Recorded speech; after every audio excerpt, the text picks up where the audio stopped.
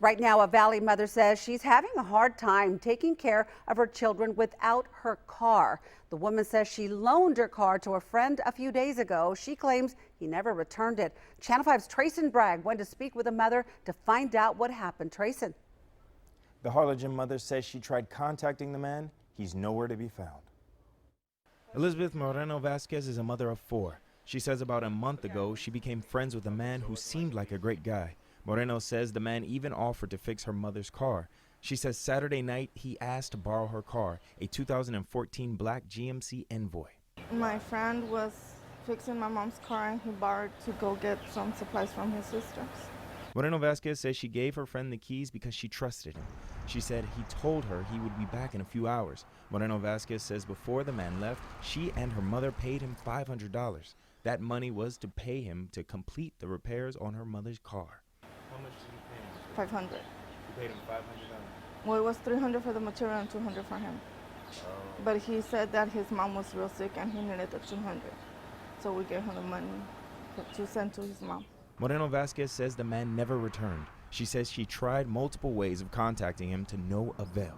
Through Facebook and Messenger, but he hasn't replied. Did you have his telephone number or did you only have just... I called his number, but it was disconnected.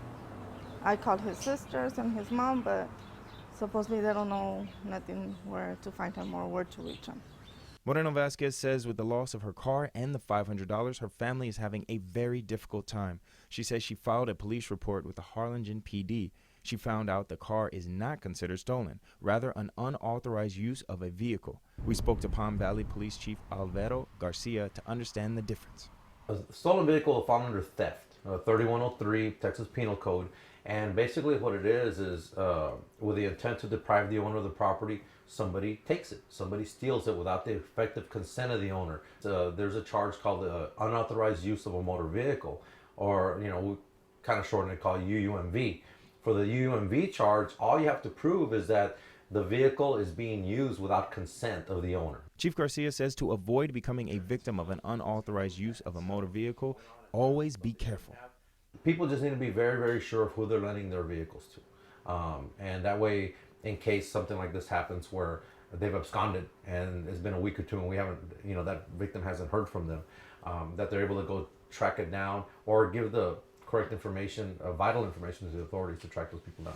Chief Garcia says the use of GPS systems such as OnStar could be helpful if you are going to lend your car to someone.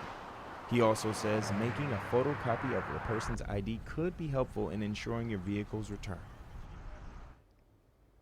Chief Garcia also tells us that a UUMV is a state jail felony punishable of up to 2 years in a state jail and up to a $10,000 fine.